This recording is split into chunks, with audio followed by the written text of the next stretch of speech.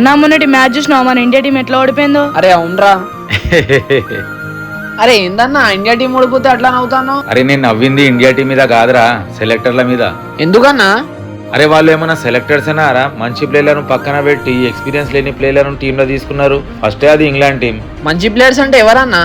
తన క్యాప్టెన్సీలో ఒక్క T20 series కూడా ఓడిపోలేని కెప్టెన్ సూర్యకుమార్కే టీంలో సెలెక్ట్ చేయలేదురా. ఛాంపియన్స్ ట్రోఫీలో క్వార్టర్ ఫైనల్, సెమీఫైనల్, ఫైనల్స్ గెలిపించి మన ఇండియాని ఛాంపియన్ చేసిన సంజు శాంసన్ కి పక్కన పెట్టినరా.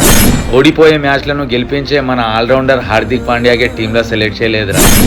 అదే ఇంగ్లాండ్ టీం మీద ఓడిపోయే టెస్ట్ సిరీస్ ని 6 రన్లు కొట్టనీయకుండా సిరీస్ ని డ్రా చేయించిన మొహమ్మద్ సిరాజ్ కి టీంలో జాగా దొరకలేదురా. మరి ఇప్పుడు ఎట్లా అన్నా? 14 జూలైకి ఇంగ్లాండ్ టీం ని చెమటలు పట్టించే మన ఇండియా టీంలో 2 లెజెండ్స్ వస్తారా. ఎవరన్నా వాళ్ళు? ఆ లెజెండ్స్ ఎవరో మీకు తెలిస్తే వీడియోకి లైక్ చేసి కామెంట్ చేయండి.